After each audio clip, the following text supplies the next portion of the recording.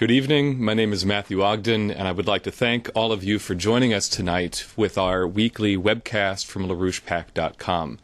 I'm joined in the studio tonight by Megan Beats from our scientific research team, who will be joining me to ask a series of questions to Mr. Lyndon LaRouche. So I would like to just begin with our first question. This is from an institutional contact who wants to know the following. Mr. LaRouche, there are obviously many very pressing and immediate issues that you are concerned with, from the transatlantic financial and economic crisis to the ongoing events in Ukraine and other flashpoints for possible war. But we want to get your thoughts on a future pending situation.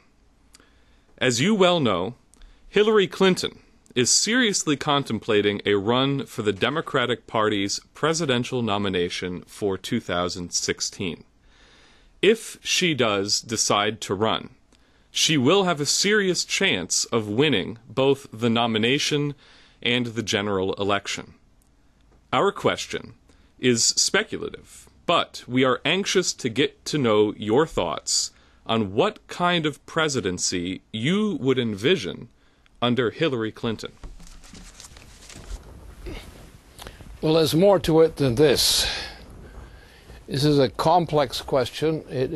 Can be made simple, but in the nature of things now, where we're in a transitional phase, this introduced a new phase of consideration among the other two. The first phase is we're now still in the Obama phase. The Obama phase really is not connected to what will happen next. But in the meantime, the question of getting rid of Obama is on the table. So what happens then is that Bill Clinton has made a statement, a very carefully formulated statement, which would in effect create a situation under which Hillary Clinton could become president, but Bill Clinton himself would be the key figure for backup, which would organize everything which would make that feasible. Because Hillary is not a very strong person in these matters, and she's also been shaken by her experience inside the federal government since then. But Bill is thinking, obviously, of the fact that two things. First, the situation of the presidency is not coming up as something for this month or 2 months from now or so forth. This is down the line. The immediate situation is we're on the verge of two wars.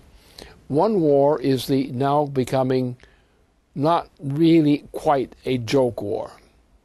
And that was an operation which was done inside Ukraine. This was an operation which was assigned to Obama, and Obama couldn't handle it. Putin was too effective and too smart to accept any traps, and no steps which he didn't have to take. And also, he's tied with another mess, Obama has, that he's involved himself with supporting a Nazi organization in Ukraine. And on top of that, his war, Obama's war in Europe, cannot work, does not work. So therefore, the whole thing that's going on in Europe today in the present form has nothing to do with the future war, which is coming down the line. And this is much trickier. The issue, if Obama fails, as he will fail, he is failing, the question is how soon he's going to be dumped. Now, there are about 4 aspects to Obama's present situation where he could be dumped on those grounds alone. He's on the way to be dumped. But you have to involve people who have to be dumped around him. And some of them are well known who these people are. And the whole bog of witches, which is these various kinds of witches And I think I was thinking of, some famous Greek tragedies in which the witches play a key part in being very destructive. And I would say that Obama is surrounded by these types of witches of, Democratic Party and Republican Party backgrounds. So this thing is a total mess. But nonetheless, the question is, how are we going to not only prevent a general war throughout the planet, which would be a thermonuclear war, from which very few people would survive if it were to occur. In the meantime, pure confusion in a situation like this is dangerous. Now, there's a timing factor. And the timing factor is very important, because very soon, under the present policies of London and Wall Street, there will be a bail-in attempt. A bail-in attempt run in the London, New York City,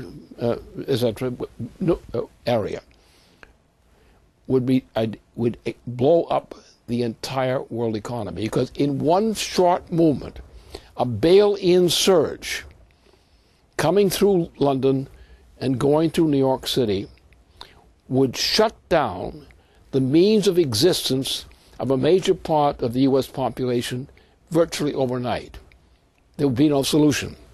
Now, certain things will have to happen to prevent these two things from happening, from Obama actually causing some kind of disaster, and Obama he's ready to be dumped. I would say it may take a few weeks, a few months to dump him, but he's in the process of being dumped. If the leadership of the Democratic Party, however, we know who in San Francisco we're talking about, if that leadership gets enough support and goes into work against Obama, they could tend to bring him down quickly. They put him under such pressure he'd be brought down. The Democratic Party would not be excluded from dealing with an impeachment drive. In other words, the Republican Party could not handle the whole thing themselves. So, if we're going to dump him, we have to dump him effectively before the bail-in collapse comes on.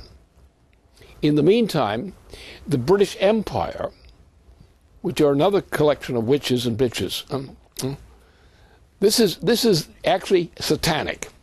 To understand this, we understand the British Empire, as opposed to some of the satellite entities which are under the arm of the British Empire. But the British Empire itself, including the current Queen, her spouse, so-called, and her son, are really purely satanic evil. Their intention is to reduce the human population from what had been recently 7 billion people to less than 1 billion people. That's their intention. That is what is called a Zeusian policy in terms of Greek drama. Now, the Zeus of the Greek drama of that subject has the name of Satan. This figure called Satan, by that name, was the standard by the Roman Empire. The Roman Empire was a satanic association. The mass killings of Christians and others, the way this was done and so forth, shows you're dealing with a real Satan. The Roman Empire was a collection of Satans. The British Empire was modeled during the latter part of the same period of the American Revolution. That model is also satanic. The British monarchy today, as a monarchy, is satanic in its express nature. It is not a charge you can say it means to be Satan, that it has something satanic about it. The British Empire, the Queen system, the Queen, her husband, her son, and so forth, they are literally satanic. Their policy is literally satanic. The Dutch element associated with the British Empire is also satanic. So we know what we're up against.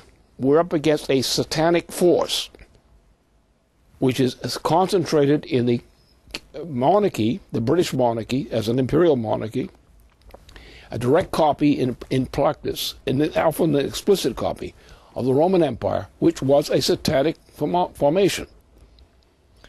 This satanic formation wants to destroy the earth. It will take great risks in starting even a thermonuclear war to try to bring the population of Earth down, and bring it down, as the Queen has specified, to less than 1 billion people from the recent 7 billion people. That's the intention.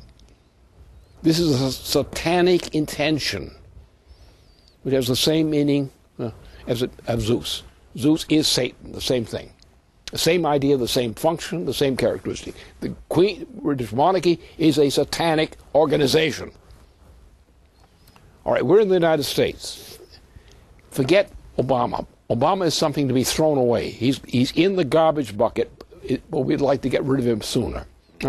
But in the meantime, he's not running this war, or the future war. It's a new war. The war is based on trying to invoke the United States resources, to turn those resources and put them at the disposal of the British Empire. That would give then a United States under the command of the British Empire, would then be an instrument capable of launching a thermonuclear war and possibly surviving the war itself. If the United States does not join Satan and Satan's little mercenary, Obama, then the possibility of a war changes. The nature of the possibility changes. Under those conditions, the British Empire is a disaster. Now, this brings in another factor. In the middle of this whole process, we have a process in terms of the international financial system. From Europe, or the whole transatlantic region implicitly, but especially from Britain and what it controls in terms of Europe, and also the U.S. economy. In the process, Britain and the United States are trapped into the threat of a bail-in process. A bail-in process hitting both the British Empire and Wall Street simultaneously would blow out the entire transatlantic economy, which would mean money would no longer exist because of that kind of panic on the kind of inflation that they're built into the system. So now then, therefore, anyone who's thinking about the future has to say, all right, there are two wars we have to consider. One is the war that doesn't work. It's a nasty war. It's a dangerous war. It's the war of the Nazi government of Ukraine. The government of Ukraine is essentially a continuation of the Nazi system as it was organized by the same entities under Adolf Hitler. And it also kills Jews. It also kills others in the same way. The same exact same form. But this can be kept under control.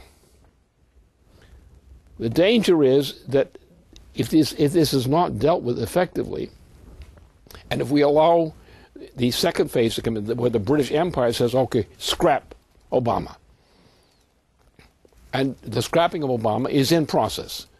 All that's happening is people are trying to delay the expulsion of Obama from office. That's the danger point. Because unless we have Glass-Steagall in place before this, and unless we have the reforms of the Alexander Hamilton reforms, which I've specified, those things, if we have those in place as measures, we can protect the United States against a collapse. Without that, we cannot protect the United States without a collapse. Okay, now you're having a change that's occurring, which is partly helped by what's happening in Texas, with the campaign of our candidate for Senate in Texas.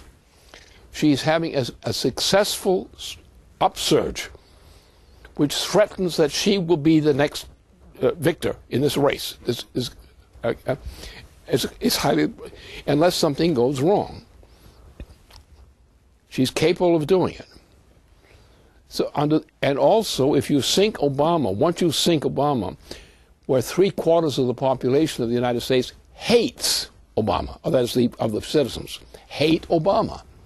Once he begins to fall, his authority tumbles. Then we're in a position to do two things. We'll shift the entire party structure into the Democratic Party. The Democratic Party will take over the onrush of the new, and many Republicans will desert the Republican cause and join the Democratic Party instead. That's the goal. Now, what you need is a mechanism to quickly put into place a presidency,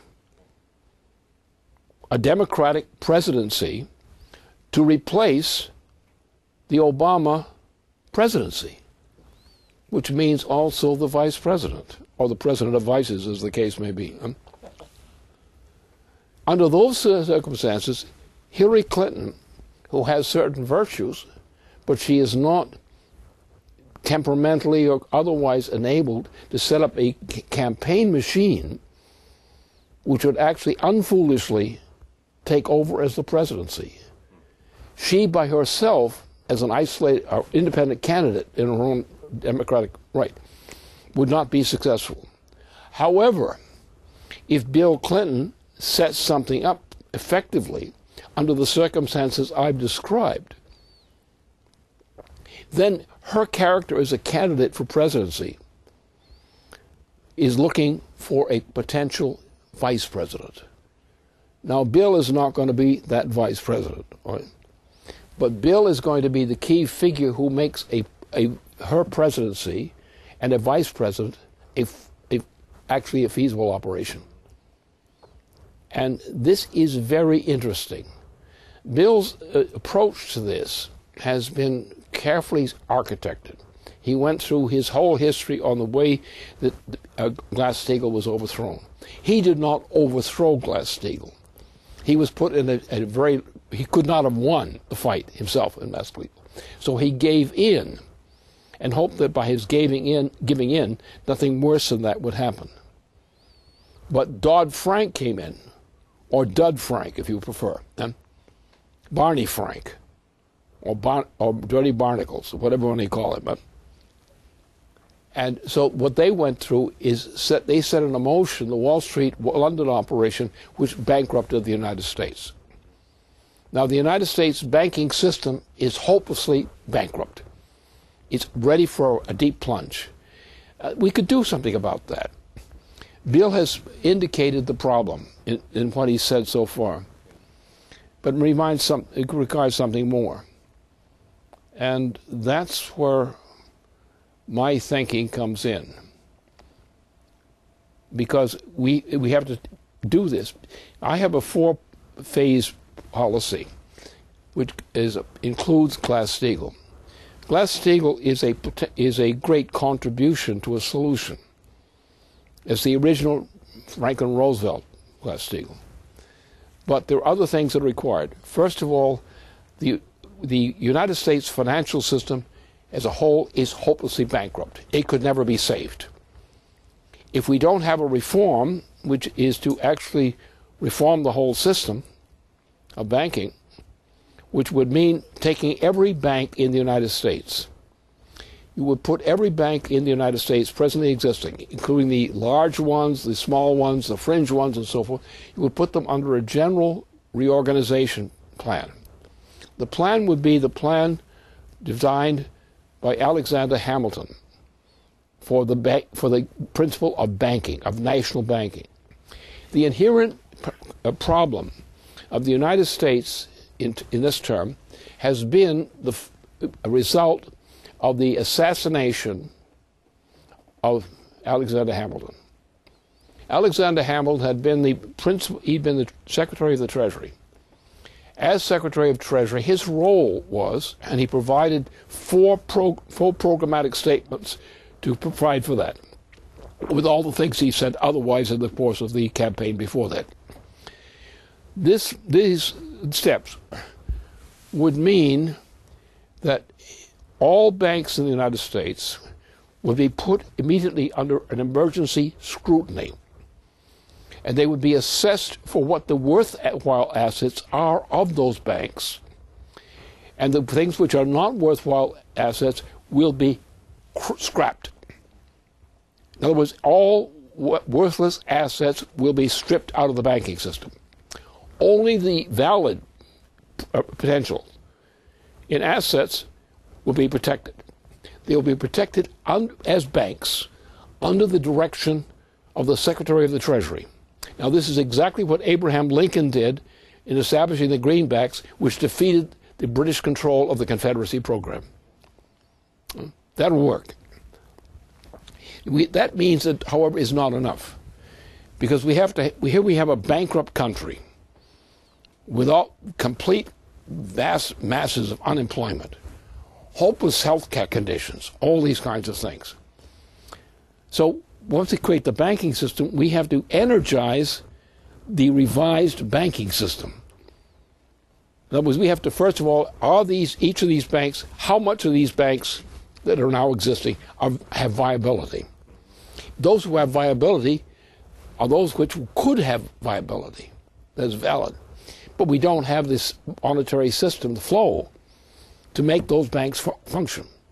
So therefore we have to have a backup for the banking system to provide for credit to go through the employment process, national employment process and production process, which will then energize the potentiality of these reformed, now under national government regulation, banks. That's not enough. We then have to add to that a program which is a high energy flux density program for promotion of two categories of things, specifically food and production as we know it today. Real production, not crap, not this stuff, but real jobs, producing real goods, foods, so forth. But that's not enough, because the United States is fallen way behind. There has been no net progress per capita in the economy of the United States since John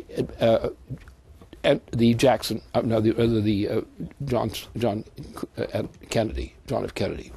John F. Kennedy's assassination terminated the net economic progress in the U.S. labor force. So therefore, we have the key thing there was also not only the lack of progress, but also the collapse resulting from the milking of the economy by the Wall Street crowd, which means we have to have a special funding for major high technology projects. Largely cancel all the green policy. All green policies in the United States must be immediately canceled and reversed. They must cease to be in effect, because without that you cannot save the United States economy. The whole green policy must go down the ditch and not come up again. Now, therefore, if we go to a high technology program, higher energy flux density per capita and so forth, that is a driver which the federal government must finance as a federal long-term project investment. The programs will include address problem of water. Water in North America is in a disastrous position below the immediate top states of the United States. Mexico's in the same place. This is going to be a major challenge. There are technologies which we've been discussing in this past week and earlier. These projects will give us indications of how we can manage the stratosphere, which has the greatest stream of water above Earth, not on Earth, but above Earth. If we can learn these techniques for using this thing and managing it, we can solve the water projects which are about to destroy the western states of the United States. We can save them. But we need to develop these projects. All of these projects require high energy flux density production, which means you're operating under a thermonuclear fusion driver program as a driver program for the sources of energy for the entire U.S. economy and its neighbors. Now, what I've just outlined is these creatures, because you have to consider each of these things I've already discussed. If you don't take these all into account, you do not have a solution for the threatened breakdown crisis of the U.S. economy. And the breakdown economy, it means also a chain reaction collapse of a Baileyan style, which catches the entire U.S. population without any resources for recovery and causes a mass death of the U.S. population. Therefore, we must do this now. Now, Bill Clinton's project for her becoming president will not be done in this time. Therefore, we have to throw this bum out of office, throw out the whole gang, and go to emergency structures which go to these 4 points which I've laid out. So therefore, we have to have an interim change in government which goes on a Franklin Roosevelt kind of recovery act, in which you pull together the elements which must be pulled together to create a viable security for the continuation of the U.S. economy.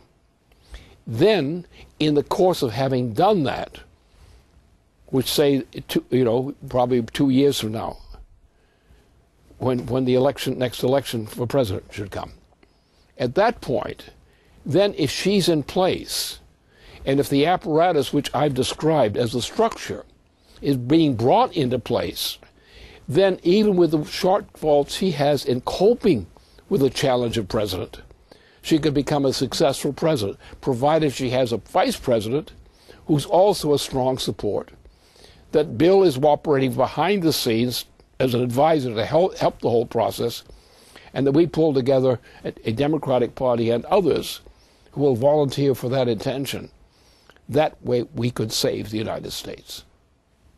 And that's the best shot we have available. And Bill Clinton, therefore, does become a very significant potential factor in saving the existence of the United States.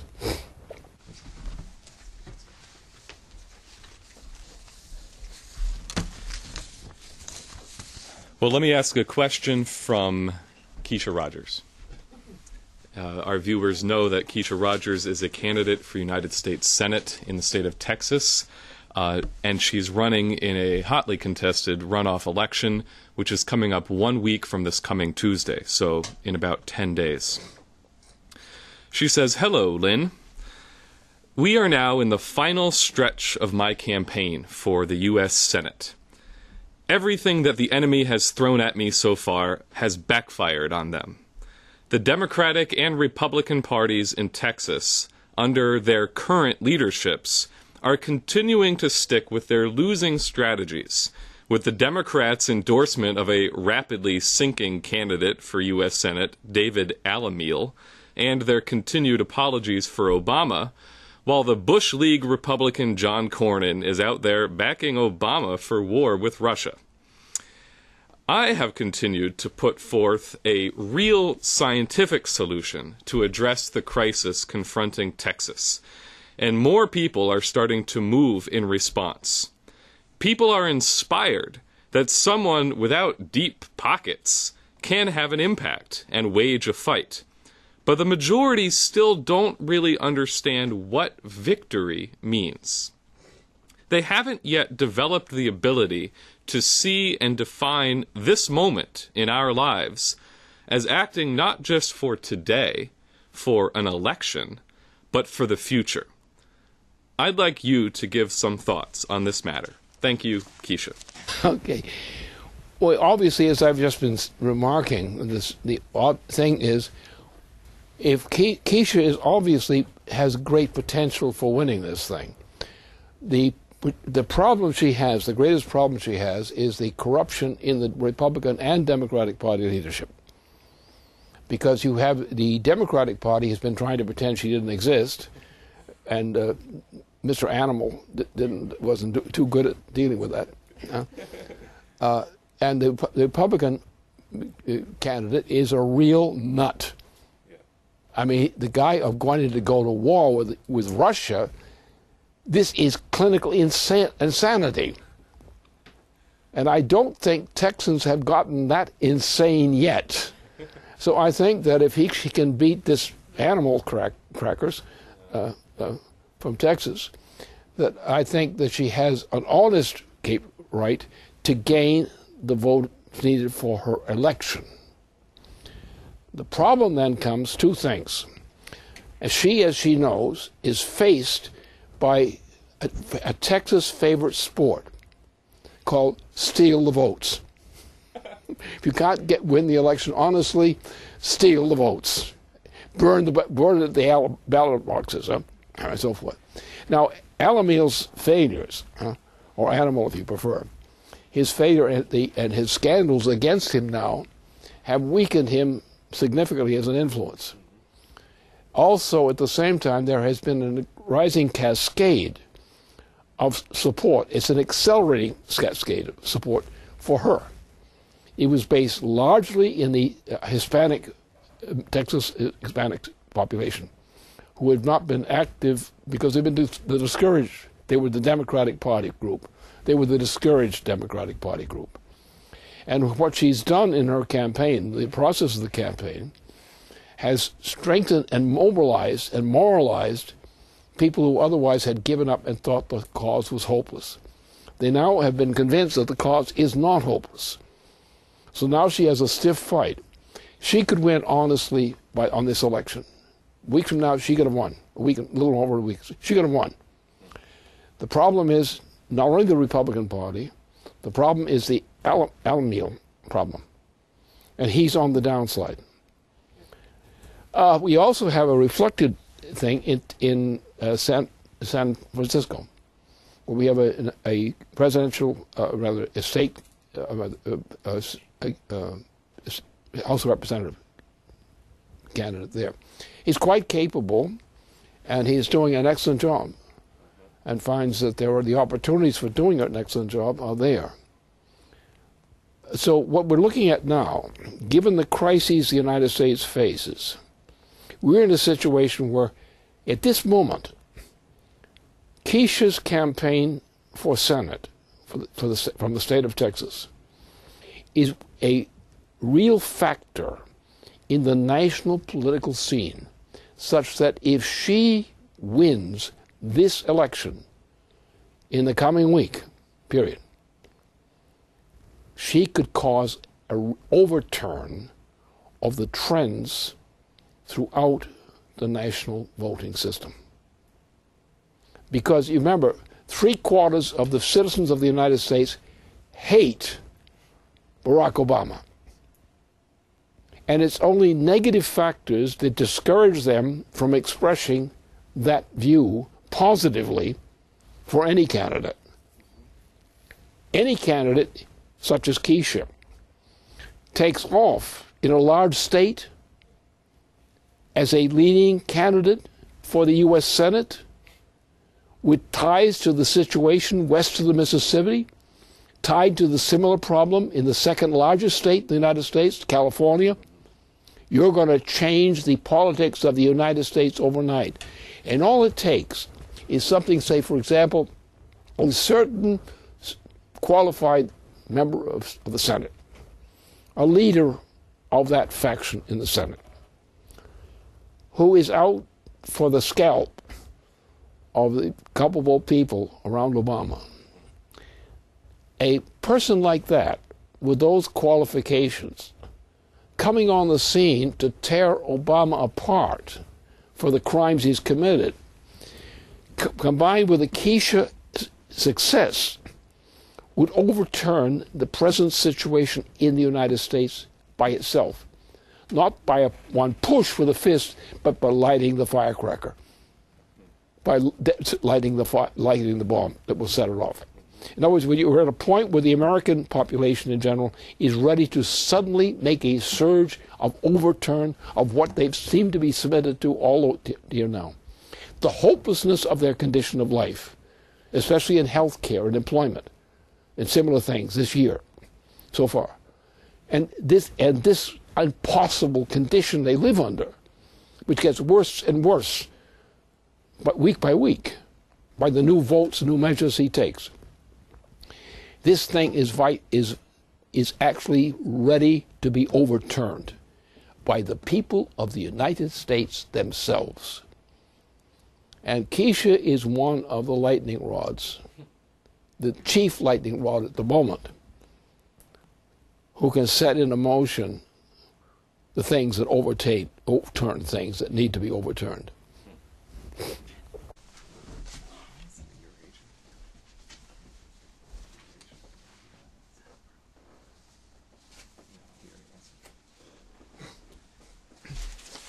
Okay, let me elaborate a little bit on the point that you made about the collapse of Obama, and then I want to ask a second question. You've stated that Obama's on the skids, and it's a question of when he goes down, not if. And there's 4 intersecting triggers right now. You've got the process around the Benghazi investigation, and the House is scheduled to begin work on this this coming Monday. You've got several Democrats who are now coming out in support of this.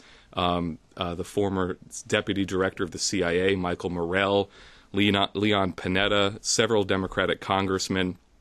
Pat Cattle, who's a leading Democratic spokesman or pollster, said that Benghazi is the biggest cover-up since Watergate. So second, you've got, I think what you were just referring to, the fight between Dianne Feinstein and the Senate and the White House on the Bush-Cheney torture program. And the CIA is now attempting to delay the release of this official Senate investigative report. You've got the continuing cover-up by Obama of the Anglo-Saudi hand behind the 9/11 attacks and the documents related to that, including these documents in Florida from the FBI, but also the 28 pages of the Joint Inquiry Report. And also you've got the ongoing revelations around Glenn Greenwald and Edward Snowden. Interestingly, this week, in answer to a question from Jason Ross, on behalf of former Congressman Neil Gallagher from New Jersey, Glenn Greenwald compared the NSA domestic surveillance program to the targeting of political dissidents inside the United States under the FBI of J. Edgar Hoover. And he promised that the next big revelation that he releases, the next big story, is going to be absolutely explosive on the subject of how the NSA targets Americans whom they consider to be political threats within the United States. So this is a whole constellation of several processes underway. I had wanted to ask the question, what do we expect from the British Empire as the presidency of their puppet Obama disintegrates? But I think you addressed that. I want to ask a second question, which is along those lines, but a little bit different. This week we've seen quite a bit of developments from Eurasia, along the lines of programs that you have advocated for decades. Not only do we have Xi Jinping calling for the new Silk Road, but we've also seen now a lot of very serious developments for the extension of this World Land Bridge to Africa, agreements that have been signed in Africa for high-speed rail between the major cities there, and also a serious discussion of the extension of this across the Bering Strait into North America. They also have done now, there are tests, experimental work underway for evacuated tube maglev trains that can run potentially at speeds far greater than the speed of sound, at 1,800 miles per hour. Why not? And then we know that there's ongoing work in China on the prospective use of helium-3, mined from the moon, for fusion power. At the same time, you have academician Sergei Glaziev in Russia, bless you, who's talking about the adoption of a state credit system for high technology development in Russia. Sergei Glaziev gave an interview this week to a leading Russian financial news publication, saying that Russia needs to provide national credit in the form of long-term loans for the development of advanced manufacturing, stressing that credit used for investment into the real sector and modernization of a nation's scientific and technological potential is inherently anti-inflationary, as opposed to money that's simply given away to banks for the purposes of speculation. So you said a lot this evening already on greenbacks, on the Lincoln program, on your four-step program for the United States, and on the prospective demise of the Obama presidency. My question is, how can we imagine the future in which the United States is integrated into this high technology, high energy flux density development that's now beginning in Eurasia? I'm loaded for bear on that one. The very fact that the British Empire, and it is the British Empire, the greatest part, and the greatest single part of the populated areas, of land areas, and implicitly corresponding water areas, for the whole planet, is controlled by the British Empire, by the Queen herself. Now, sometimes they call them, different sections of this as if there were some innocent partners. These are the slaves of the Queen. Now, so we've got a situation where if the Queen cannot, at this point, control the entire planet under conditions of a breakdown crisis which would wipe out most of the human population, even by a breakdown crisis, let alone a thermonuclear war, then the chances for humanity are very poor. The chances of the existence of humanity are very much in doubt. However, if the United States does not support the British Empire in the British Empire's intention to conduct a global thermonuclear war, in other words, if the United States, as leading generals and so forth have made clear, the United States is not about to support the British Empire in a thermonuclear war. And the only war that would be a thermonuclear war. If the United States does not support that British Empire thermonuclear war program, then the British can't pull it off, because the opposition will be too great. So the British Empire will die. The finest thing that could happen to humanity right now. Get rid of the British monarchy. I don't care about the Britain, Ireland, they're nations, but this is not a nation. This is a satanic organization. And as I said here, the British system is intrinsically satanic. It's based on the Roman Empire, which was a satanic system explicitly. And Zeus is only a cover name for Satan. The British Empire is a satanic phenomenon, modeled on the Roman Empire and the Dutch attachments to the British Empire. So therefore, if we bring down the empire power, then the planet, and if there can be no thermonuclear success by the British Empire, then we have produced a condition on the planet in which general warfare, as we have known it heretofore, becomes very quickly a non-possibility. Then the question becomes, you have to take great projects which have international implications because of the crass poverty of the planet. So you have to have what we call development projects, which extend through large areas of underdeveloped areas, like these great railroad systems, fast railroad systems. We have to build a connection in which we say the world is composed of groups of sovereign nation states. Their sovereignty is located in the fact that their culture gives them special qualifications of need to understand each other in terms of the functioning of that part of the world. However, the system of nations must be coordinated for vast projects of cooperation throughout the planet, and also to save the existence of humanity by preventing and destroying the threat of asteroids which in their capability could destroy much of the planet, or in certain cases could destroy the entire human population of the planet. So therefore, these are the prospects, which means we are going to very high thermonuclear nuclear productivity. That will work. So what we should be looking for is that, because we're in the world as a whole, given the conditions of life in the world, mean that we have to go to a high energy flux density program throughout the planet. This means thermonuclear fusion plus. It means that we're going to be dragging in some of the helium-3 we have on the moon. We're going to start bringing it down to Earth to enhance the potential of thermonuclear fusion. We will be using these extraordinarily high-powered driver programs, which will probably take us 20, 30 years to do, but nonetheless, we're making progress.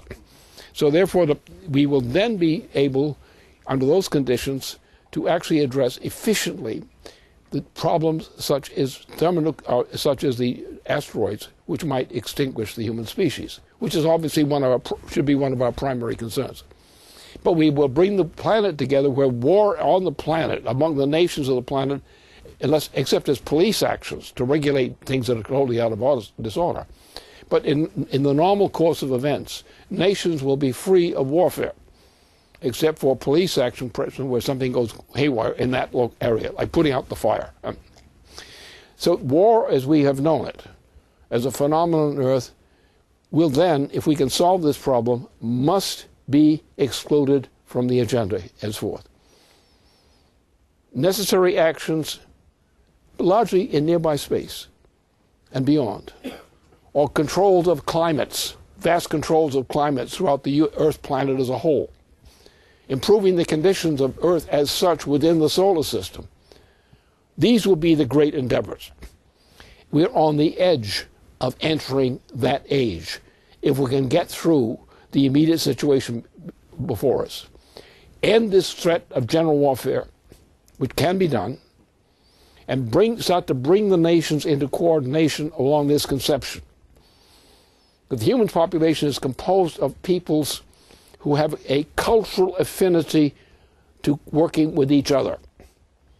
And that the nations which are so constructed must be in harmony with one another, or being brought into harmony repeatedly with one another, which means that great projects of global magnitude and implication are the proper destiny for the organization of the future of Earth as a habitation now.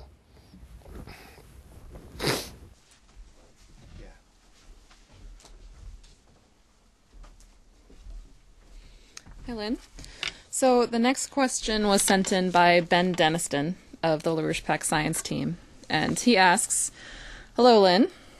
I'd like to get your thoughts on the strategic significance of the replacement of science with mathematics. To put it simply, replacing scientific thinking with mathematics shackles and constrains the minds of seemingly intelligent thinkers, training people to think in terms of fixed systems, and preventing them from being able to think about change per se. Take the case of our recent discussions about the water crisis. This is an example of the effects of mathematics on thinking. We do not necessarily know exactly what the sun is going to do over the coming years. We do have at least 4 different lines of evidence showing that the sun is weakening and will likely continue to weaken in a way which some say has not been seen for hundreds of years. Evidence indicates that these types of dramatic solar change are associated with major fluctuations in the Earth's climate system, such as strong variations in the climate of the American West, which can fluctuate between mega droughts, much longer and more intense than anything we've experienced, to mega floods, covering the Central Valley of California with many feet of water. These types of changes obviously have an effect on the water systems upon which mankind has come to depend. If we had built the NWAPA project in the 1960s, we'd obviously be in a much, much better situation to handle these dramatic fluctuations. Because NWAPA was blocked, the crisis is drastically worse, but even so, we would still today be faced with the need to deal with the larger changes which were not being considered when NWAPA was designed. We must look to higher order solutions, such as managing and controlling the flows of water vapor in the atmosphere, which determine the feasibility of Nawapa or any other river diversion project. But I think there's a larger point here. This is the reality of living in a developing, changing universe. The Earth and the solar system are not fixed, static systems. Mankind's only demonstrated capability to ensure the prolonged survival of mankind is the capability of creative progress per se. This is not any specific level of progress, not a specific state of society or project. It is the process of progress itself, of responding to a changing situation by developing new solutions. The substance is the process of developing, not the given solution developed. So he concludes, I think many people have difficulty with this distinction. Is this ultimately an expression of the destruction of science for the sake of mathematics, and can you elaborate the strategic significance of this shift? Yes. Well, I would put the emphasis in terms of the descriptive aspect of the question in one more concentrated point. The question is, we need to start with the beginning, on the question of the green policy. The green policy is the key to understanding the difference between Satan and Christianity, for example. Because the principle of the green policy is intrinsically satanic. Now, what is the essential principle in human practice which, from the standpoint of that, defines evil? Don't talk about bad things, so forth. Talk about evil. And what would we call evil? We would call evil the British Empire. We call evil the original Roman Empire. And we find throughout the world we have spots of cannibalism of human beings and things like that. So what we have is diseases of the human species, which are terminal diseases, morally terminal diseases of the human species, that no society should be allowed, except as criminals, under the status of criminals, to perform these kinds of actions. We must civilize the human population, because if they have green policies, they are evil. They're evil in fact. Now, what does that mean? What makes a human being not evil? Or what should make them not evil beforehand? Is that the human mind is based on the increase of the productive powers of labor, in one way of putting it. But how does this function? What's different about mankind that differs man from an evil person? What is it that is not evil? Now, we have behavior by animals which are evil by human standards, but we don't worry about that too much because we know they're not human. But when human beings become like beasts and use human will capabilities and tools, then you have evil. So the whole question has to be put on this question, and it comes to the principle of chemistry. Not chemistry as a bunch of formulas or cookbooks. Anyone who cooks food for the first time knows that knowing the idea of cooking does not necessarily produce a potable meal. So therefore the question is, what is the characteristic of a human being who meets human qualifications, rather than being by the standard of animal qualifications? The human being is able to express changing the future. It's just like the first hypothetical man, civilized man, who probably was first known in some place like South Africa, and who did the remarkable thing, the exceptional thing that no animal would ever do, is cook its own food at night. No animal will willingly cook its own food at night.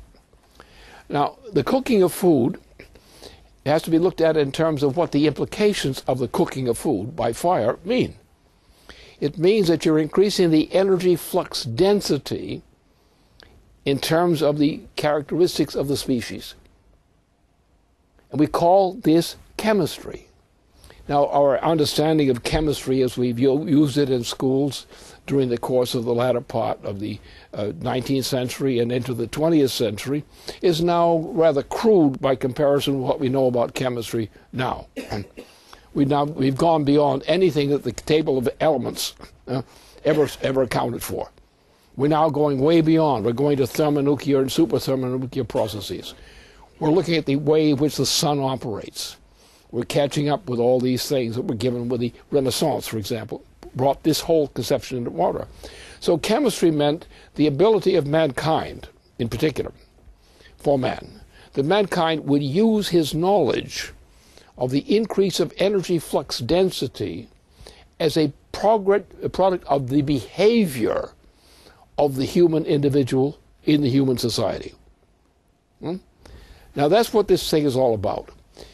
What you have is, what do the Zeusians, the satanic people do? The satanic people say, go to lower forms of light. The green policy. The green policy is a specifically satanic policy. The people who propose a green policy are specifically satanic people. Because the healthy form of the human species is to develop the higher levels of intellectual behavior, more productive behavior. That's what the issue is. So therefore, the way you have to attack this, you have to attack, first of all, to eliminate the green policy. And to treat the green policy as equivalent to mass murder through cannibalism. Because that's what it's doing in effect. We want to cook the inedible. That's very bad. That's terrible. So we eliminate the inedible factor. And now people are judged by the degree to which they become, in each generation, superior in capability and power to the next generation. That is the human principle. Now, you find the cannibal, for example, is abhorrent for just that reason. Primitive people are problematic, acutely problematic, because of their incompetence. They lack the means to take care of themselves. They get diseases they shouldn't have or should be able to cure. They have methods of sanitation that are available, but they don't know how to use them and don't will them. They become desperate because of the blocks of their ability to solve their problems of population growth and things of that sort. Whereas the truly human being is a creative being who is always struggling to do better intellectually in terms of the productive powers of mankind. That's humanity.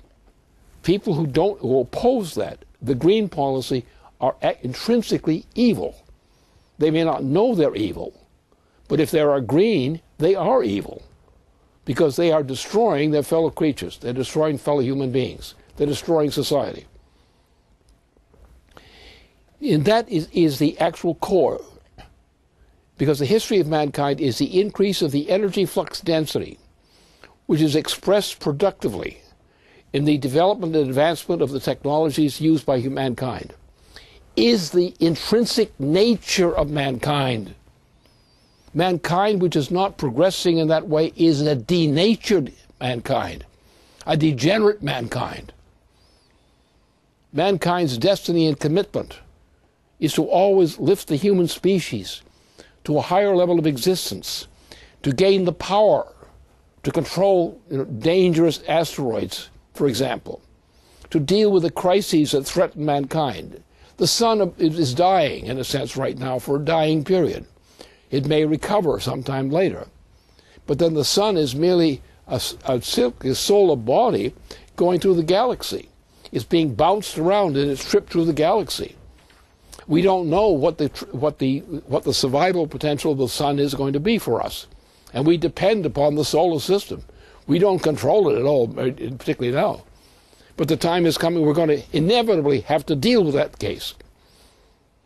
And therefore mankind is actually a creative being in the true sense, as no known animal species is.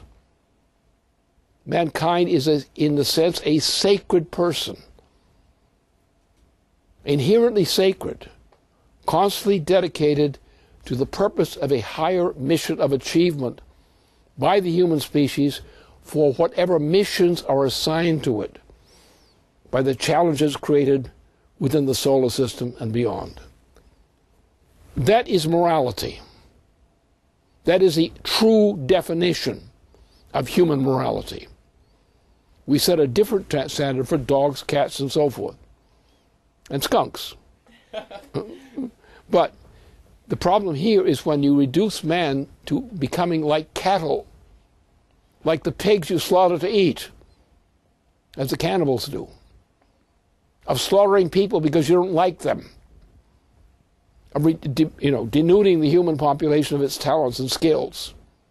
That's a crime against humanity, for which they rot in hell forever for just committing that kind of crime. Our commitment is to the principle which is implicit in the uniquely remarkable characteristic of the human species, which is like no other species presently known to us. It is the only truly creative species, creative by will, in all living things that we know. It is also a force, and will become increasingly a force if we do our job. Mankind will do more and more to manage to improve Earth beyond what Earth itself could do for itself. Mankind is going to take the area beyond Earth itself, where the asteroids roam. We're going to bring these creatures, we're not going to destroy them, we're going to bring them under order. We're going to shape the trajectories so they won't be hitting us. We will look at these things, we will tame them with the powers we shall acquire. We will mine these asteroids for any scarce minerals or so forth that are needed for the purposes of man's mission within the solar system. We have to have an understanding and adoption of that morality, of the morality of true meaning of chemistry. And chemistry is what? Is it a natural product? Well, in a sense. But what is chemistry?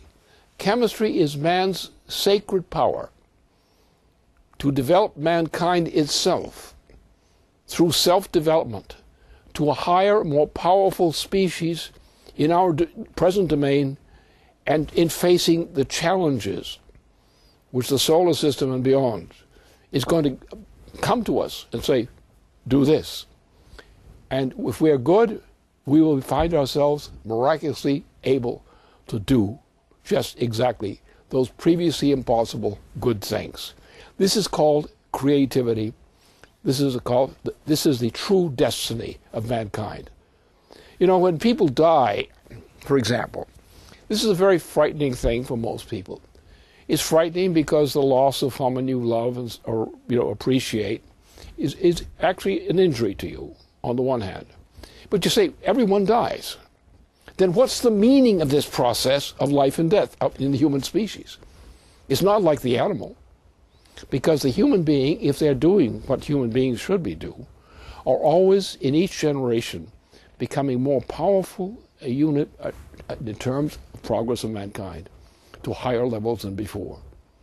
So the life and death of a person is not a tragic process if those persons involved are actually contributing to the advancement of the characteristic of the human species within the solar system and beyond. The meaning of life lies in the discovery of higher principles, higher energy flux densities, greater power of mankind as an individual to conquer problems which were previously impossible. Training young people so that in the educational process each becomes wiser and more powerful in effect than their previous generation.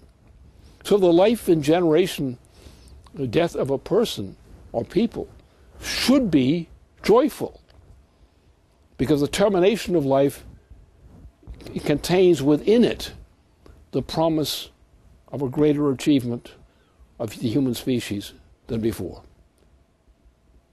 We have to get through all these conventions that we throw around, the fears that we show, and recognize that the human species is a really, truly sacred species in its own innate nature. It's the only species of that type with which we have become personally acquainted in our experience so far. We would hope for meetings of a higher level.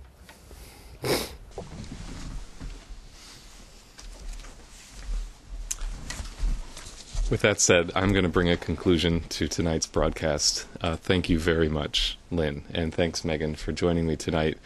Thank you for tuning in. Stay tuned. Good night.